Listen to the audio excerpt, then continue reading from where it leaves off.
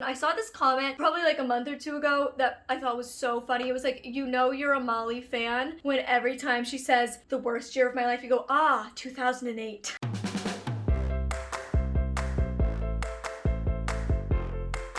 Hello and welcome back to my channel. I don't know why I have never made this video. Truly, I have no idea. Maybe you did and you just don't remember. Maybe I did. It's very possible. But I feel like I haven't. I don't know. I really don't know why I haven't though. I did an Instagram live, shameless self-promo. Follow me on Instagram and TikTok at MollyBurkeOfficial. But I did an Instagram live and somebody asked me what was it like going to a school for the blind, and I was like, what a great question. I should make a video about that. I made a video back in September, that one right there, about just generally what it was like going to school as a blind student. And in there, I mentioned that I went to a school for the blind for 2 years, but I didn't actually like really in depth talk about my 2 years at a school for the blind. And I feel like that's kind of a unique situation. I mean, certainly nobody sighted has ever gone to a school for the blind, so a lot of you will have no idea what it's like. And even some of my blind followers will have never gone to a school for the blind because, hey, not all blind people go to schools for the blind. So I thought today we'd sit down and talk about it, and I want to first give a shout out to CVS Pharmacy for sponsoring this video. Thank you for partnering with me once again. Very excited to be working with you. Spoken RX is a new feature in the CVS Pharmacy app that reads the labels on prescription medication bottles out loud for people like me who are blind or who just in general cannot read a traditional label on a medication bottle for whatever reason. There is this sticker that they put, it's an RFID sticker, fancy, that they put on the bottom of the bottle for those of us who need it, and then we can scan with our phone. I'm gonna do a demo very soon, don't worry. You scan with your phone and it reads out loud all the information you need, including the medication name, your name, dosage, which is super convenient. That can be very personal information, so it can be sensitive to have somebody else read it to you, and honestly, it's just empowering to be able to do things on your own. They're the first large pharmacy to do anything like this, and by the end of 2020, 1,500 CVS pharmacies will be equipped to do this, and by the end of 2021, all CVS pharmacies nationwide will be able to do this. Very exciting. All the information you need to know about your prescription, including instructions on how to use it, can be read in both Spanish and English, and you can enroll in the Spoken RX program for free over the phone or in store with a pharmacist who will ensure that the app is set up properly to do it, and that way in the future, every time you go to get a prescription filled, it will come equipped with the sticker on the bottom. I also want to say a big thank you to CVS Pharmacy because they actually consulted blind people while creating this. They worked with the American Council for the Blind, which honestly, like, you would think it would be standard practice for companies to work with blind people when they're making products for blind people, but shockingly, it's not always done. So I just want to say thank you for actually consulting blind people while creating this product. That is very useful for us because, yeah, it's just, you'd think it'd be a no-brainer to do that, but a lot of companies don't. So I want to do a little demo for you. I am in the CVS Pharmacy app, which you just get on the App Store or Google Play Store, and then you go to Pharmacy Tools, and here you'll find the Spoken RX tab. Spoken RX. There it is. Alert. I'm Ready going to to open that. It says ready to scan, and now I'm going to place this sticker under the camera on the back of my phone. Prescription information. CVS. Amoxicillin 500 milligrams capsule for John Smith. So it is amoxicillin. It tells me what amount it is, and then also tells me my name, John Smith. This is obviously a mock bottle. This was just for the purpose of demo because I don't have a need for any prescriptions right now, thankfully. But yeah, just wanted to demo that for you. Now, let's get to the video. All right, and now it is time to get into the story. So my parents first heard about the School for the Blind when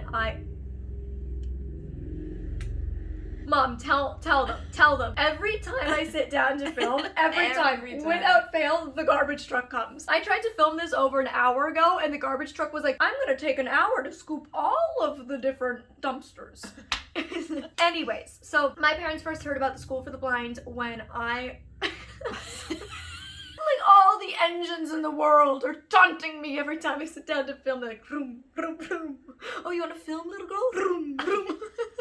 Sorry, my mom and I are going a little bit loopy, and laughter is the only thing getting us through. So, yeah.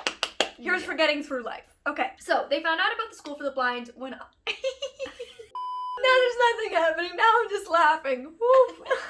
My mom can also attest to the fact that I get laugh attacks, and it was awful back when I was a television host, because if my co-host messed up a line or if I messed up a line and it was funny, every time we would try to retake, the moment I would get to that line, I would die laughing, like killing myself, crying, laughing every time. So they'd be trying to retake the scene and I would just be like killing myself every time it got to the same spot where we messed up the first time. It's a weird thing I have. I get these laugh attacks and I get triggered the moment I get to like the situation where I first laughed. Anyways, we're gonna try to get through this. So, they first found out about School for the Blind when I was newly diagnosed. I was diagnosed when I was in senior kindergarten, which here in America you guys don't have. I was born and raised in Canada. We have junior kindergarten, senior kindergarten, grade 1. Previous to junior kindergarten, we have preschool. You guys here just have, from my understanding from my American friends, preschool, kindergarten, grade 1. So we have 2 years of kindergarten. So I was in senior kindergarten when I was diagnosed. Started pre-Braille training at the time, yada yada yada. You can learn about that in my Braille video. But when I was around the time of grade 1, my parents took me on a tour of the School for the Blind. Now, I was raised in Oakville, Ontario. I can say that openly because A, it's everywhere on the internet, but also nobody in my family lives there anymore. So it is no longer my hometown. When I go home to Toronto, my parents live in downtown Toronto. I'm not from Oakville anymore. I don't live in Oakville anymore. My parents don't live there, so don't try to track me down in Oakville. I don't live there. But I was born and raised in Oakville, which is a suburb of Toronto. It's called the GTA, or Greater Toronto Area.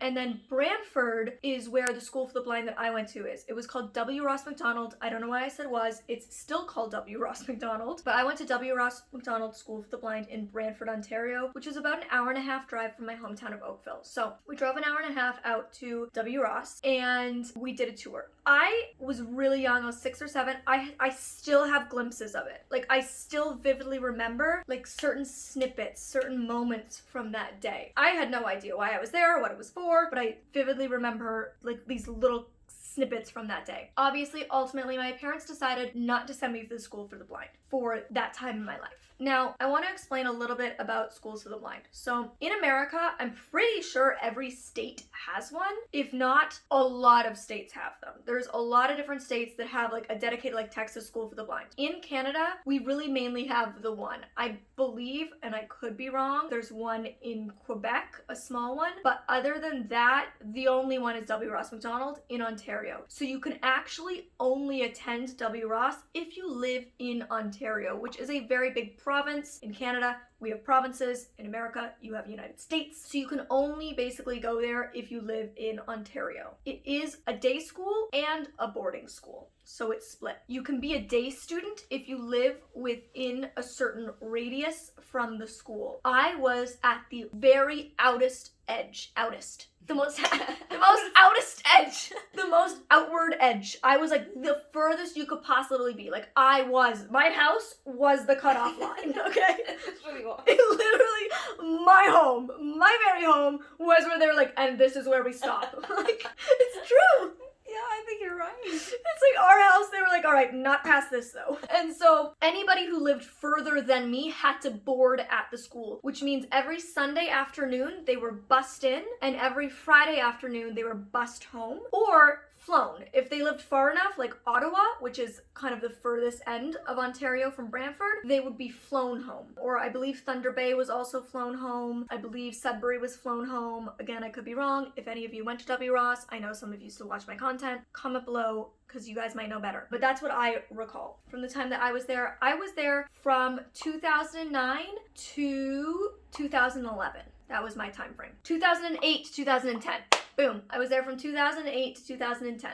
Forgive me. So I was like on the furthest edge. So that's kind of how the school worked. If you lived from Oakville or closer to Brantford from there, then you could be bussed in and bussed home every day. But if you lived out of that region, then you had to be a boarding student. And you could only be a boarding student if you lived in Ontario. You could not come from outside of Ontario. So that's the whole situation. It went from junior kindergarten all the way to grade 12, but you could stay up to 21 years of age. You would just continue to lap, like grade 12. You know, you would just continue to take a reduced course load until 21, and at 21 you had to leave the school. Now, there was a couple different sections to the school. There was the deafblind unit. There was just kind of the blind students, and then there was a couple other sections of students who had multiple disabilities, like cognitive delays. Every student had to be legally blind. So in order to get into the School for the Blind, you had to be past the point of 20/200, which is the legally blind mark, which is with best correction. So you had to be legally blind with glasses on, with any surgeries, like any correction included, you had to still be legally blind, which is where kind of the blind community begins. And so you could have any other number of disabilities on top of that, but you had to be legally blind in order to get into the school. So that's how that worked. Some students would choose to go their entire schooling, so right from junior school to grade 12. Other students like myself would pop in and out as needed. So I only went for grade 9 and 10, the beginning of my high school life. You know, look, the reality is there's arguments for and against segregated education, which is ultimately what a school for the blind is, right? You're segregating the blind students from the rest of society, really, especially if you're a boarding student, because you're spending most of your life in basically a blind bubble, right? So the whole school is built and designed to be the best case scenario for a blind person. Everything is brailled, everything's large print, everything's tactile, everything's high color contrast, everything is accessible to us. Not to mention, like, all the staff, all the teachers, everybody is specially trained to work with blind people. They all read Braille. There's O&M instructors right there on campus. There's life skills coaches. So there's all these things that the real world doesn't have. And so some people don't want to send their child there because it's not realistic to real life. And that was ultimately why my parents chose for the first section of my schooling not to send me there. It wasn't like, we will never send our daughter here. It was just like, you know what? Like, let's give regular school system a try so she can be integrated with able-bodied students. She can interact with able-bodied people, which is more reflective of what life is like for disabled people. Most of our life, we are interacting with able-bodied people who don't understand how to interact with us or how to assist us. We're in environments that aren't built to accommodate us. And so that was what my parents chose. The school board, of course, had resources for blind students who chose not to go to schools for the blind. So I still got to learn Braille. I still got O&M training, which is orientation and mobility, how to use a white cane in my case. But I wasn't in, a situation where everybody was trained to work with me. I was in a situation where my one special teacher that I got was trained to work with me, but all the other teachers that I worked with and all the other students had no idea. So I kind of grew up in that situation. And then when I was in grade 8, as we all know, if you've been around my channel, I lost the majority of my vision. I saw this comment probably like a month or two ago that I thought was so funny. It was like, you're a Molly fan when every time she says the worst year of my life, you go, 2008. And I was like, yes. So I joke about that all the time now. So in grade 8, 2008, the worst year of my life, I lost the majority of my vision. At the time I was at a private school, which was for obviously able-bodied people. Like, most of the students were able-bodied. There was a few blind students. It was like their niche, wasn't it? Yeah. Their niche. Look, the reality was, like, their campus was not wheelchair accessible. And so they were like, how can we have some disabled students to look diverse if we're not wheelchair accessible? The blind kids. So they had like a few sprinkling of blindness throughout the school, and I was one of those sprinklings of blindness in the private school. The other blind students had been blind from birth, and so the school that I went to, the private school, was grade 7 to 12. And so they entered the school in grade 7 with all of their skills as a blind person because they were born blind, and so they were raised learning Braille. They were raised learning to use, at the time, JAWS, because voiceover didn't exist. My situation was very different. I was the first blind student at the private school who was actively going blind. And when you're going blind, as I talked about in my video about being a blind student, it's very hard because your accommodations constantly need to change as your vision constantly changes. So the reality was, like, the school was not equipped to assist me when I went blind. They did not have the resources that they needed to help me adapt to my blindness. Not emotionally, not skills-wise. And as you guys all know, I was also extremely badly bullied. And so it just really wasn't the place for me to continue my education. Because I lost my vision quickly and had just a dramatic difference between what I had been able to see and then not, we were trying to figure out, okay, like, if I exit this school, which we had planned for me to go to the end. My brother went from grade 7 to 12. As I said, that's how many grades are a part of that school. That was the plan for me as well. And so now we're like, okay, it's spring. What are we gonna do for grade 9? And that was when we talked about the idea of me going to the School for the Blind again. The reason that felt like the right move is because, as I mentioned, all the students are blind, all the teachers are there to specially help blind people, and they have all the resources and environment to help you gain your skills. And ultimately, that's what I needed. I needed to be able to continue to get my education. I needed to be able to learn unique skills quickly because I no longer had time. It was like, okay, well now I am blind, so now I just need to learn to do these things. And I also needed to be in an environment where I was understood, which is not the environment I had been in. Being in a school with only sighted peers, the other two blind students were not in my grade. So being with like all sighted peers, I felt very misunderstood. And I'm not saying that like no sighted person ever understands you. Obviously, most of my friends to this day are still sighted, but I didn't feel heard or understood by them at that time. And I really just needed to be with people who gave me space to grieve. Because at the end of the day, I was grieving a loss, right? We often use the word grieving when we talk about losing somebody to death. But grieving can be used in so many ways. And for me, I was grieving the loss of the life I had, the life I thought I was going to continue to have. I was grieving the loss, of being able to see the world.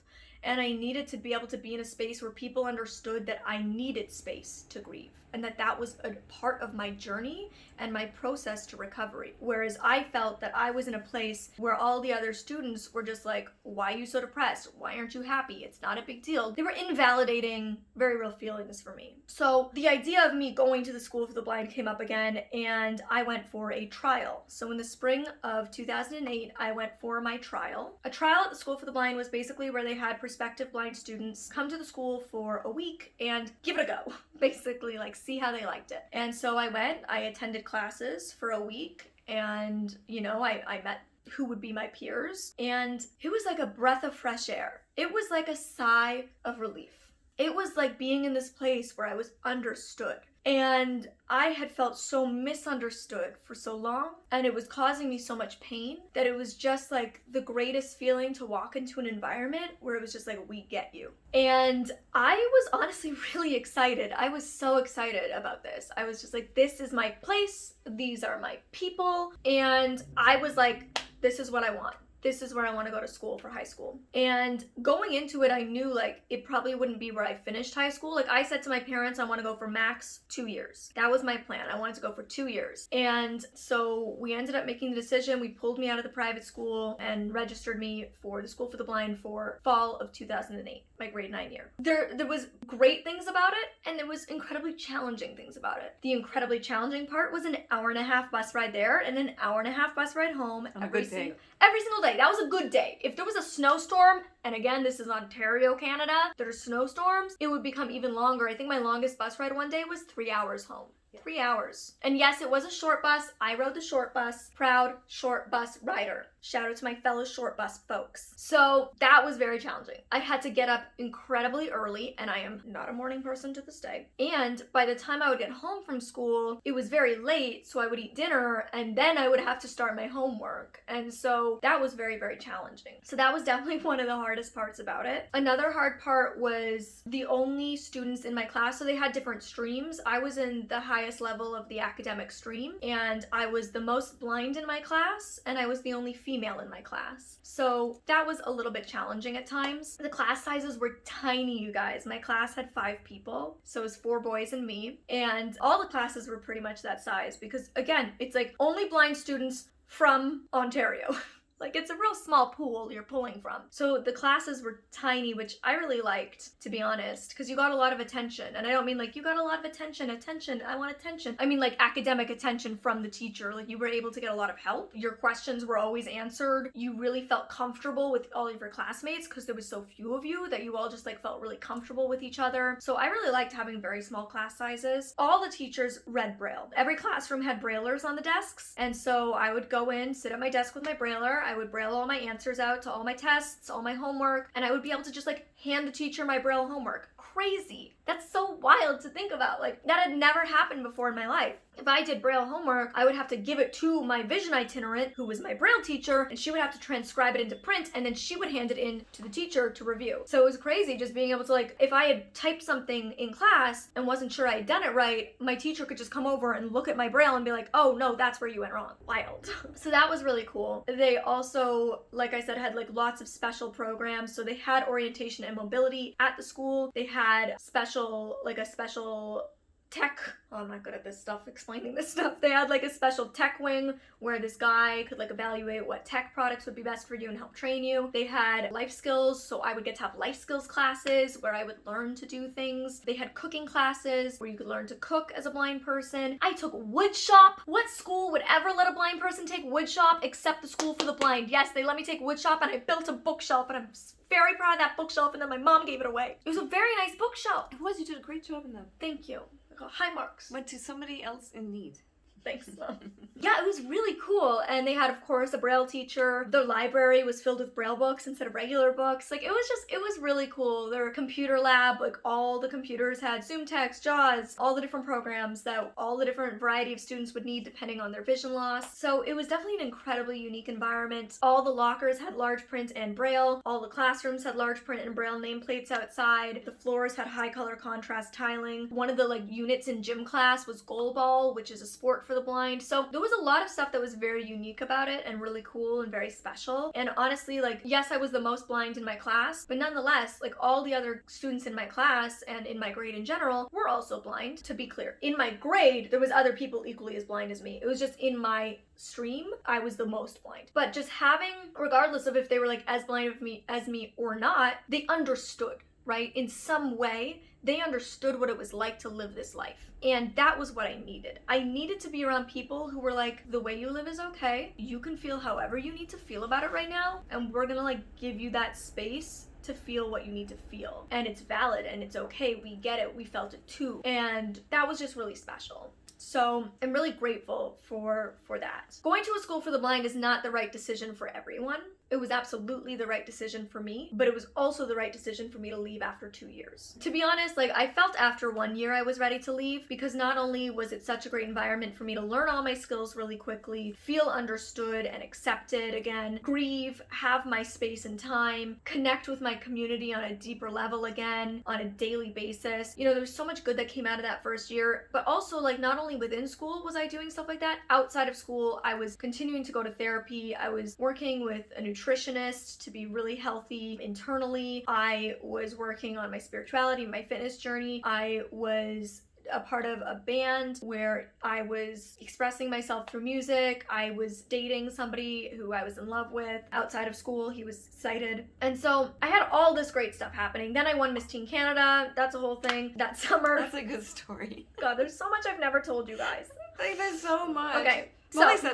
Molly said she's run out of stories. I'm like, there's so many. I mean, I know I haven't actually run out of stories. I do have so freaking many, but it's just like, where to go from here? Yeah, anyways, whatever. So I did feel ready to leave, but I didn't realize I was ready to leave until like late September of my grade 10 year. And the problem was most high schools in Canada work on the semester system where you take like 4 classes a semester. So it's like 4 in the fall semester and 4 in the spring semester. The School for the Blind did not. It worked on, you did 8 classes a day all year round. And so because I was already a month into my grade 10 year of taking the 8 classes, I wouldn't have been able to switch to a regular school and be able to like seamlessly transition. So I was like, great, I'm a month in, I've decided I'm ready to leave, and I've gotten what I needed from here, and I have to keep staying. So I stayed on for another year. There's a lot that happened in the 2 years, but this video is already so long, and I've already talked about quite a lot. If you guys want more follow-up videos on my 2 years at the School for the Blind and hear more of these stories and all of the ins and outs of what was really happening in my life at the time, girl, there's a lot. There's truly so much. Oh my god. See, it's all starting to come up.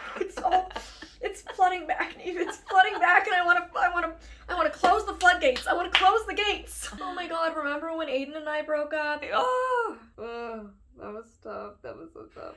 Okay, That's another story. That's another story for another video. I also do want to talk about bullying at the School for the Blind, but I do think that deserves a whole separate video because this is already so long. If you'd like to hear about bullying at the School for the Blind, like what the ins and outs of that situation was like, please let me know. If you have any questions about attending a School for the Blind, I don't know if it'd be interesting to do literally like a whole Q&A on going to a School for the Blind. I'd be down to do that. If you'd like to see that, comment questions below. I'm gonna have actually a pinned comment that asks for questions about going to the School for the Blind. Please reply to my pinned comment so that way it's easy for me to find the questions you have if I decide to do a follow-up video on it versus just like commenting it in the whole comment section because they just get lost. Yeah, because there really is so much more I could go into detail about. But overall, there was good, bad, and ugly about it, right? Just like every school situation I ever had, just like every situation in life. I feel like there's really no situation in life, no job, no relationship, nothing, no apartment. There's no place in life, there's no thing in life that's ever like the perfect situation, right? Everything has good, bad, and ugly, and it's just about finding the situation in life that has the most you can accept. You know what I mean? Like the bad is the least bad and the good is the most good. And so for me in that time, that was that. Like it had the most good and the least bad. And so even though yes, bad existed there, the good overrode it. And so it was worth it. And very unique experience too. Super unique experience. I'm really grateful I did it. And to any of my friends from the School for the Blind, I know some of you still watch my content. Hi. Also, I'm still friends with all these people on Facebook, so I do DM back and forth with some of them still. I am still friends with some of the people that I went to the School for the Blind with. And honestly, like, I'm also consistently inspired by a lot of them. Like, a lot of the people that I went to the School for the Blind with, I know some of them reach out to me. Oh, I hope this doesn't make me emotional. I know some of them reach out to me and are like, we're so proud of you. And I like so appreciate that they look at me and like feel proud and like feel like I'm doing good. But I'm like just as proud of them. I really am. Like I see them and I'm like, they're doing it. Like they're living their best lives. And I see them and I'm so proud because they struggled too. You know, like a lot of these people went to this school because they were also bullied at a school for the, you know, at a regular school. Or they didn't have a good home life, or they also lost their vision quickly and were trying to adapt. Like, a lot of them went to the school because they also struggled like me, which is why it was nice, because I was with people who understood real struggle at a young age, and it's rare to find people who are young that get struggle. So I know so many of them also had their own challenges, and I'm like really grateful that they're proud of me when they reach out. But I'm honestly like so proud of them, like seeing some of these kids go get their master's degree, get married, have kids, buy a house. Like I am so proud of these people for like moving forward and overcoming and killing it and like crushing it and living their best lives. So if any of you who went to school with me during those 2 years are watching this, I hope you are proud of me and just know that truly like I see what you're doing on Facebook and I'm really so proud of you. And I am overall, like I said, grateful for those 2 years. Like it was not all easy, it was not all good, it was not all peachy roses, and I think any of them would say the same, you know, but overall it was the right decision for me at that time in my life. And like I said, it's not the right decision for everyone. So if you are the parent of a blind person, don't feel pressure that that is what you need to do for your kid. You know your kid, you know your situation, you know your access in your community to resources. So it's not right for everybody, but it is right for some people. And so just look at that and consider everything. So I do want to make more videos about this because I do feel like I have a lot more to say. So yeah, that's this video. Of course, we have to end on an emotional note. That's just me. But yeah, thank you to CVS for sponsoring this video. I'm going to leave links below for more information on Spoken RX, so check that out.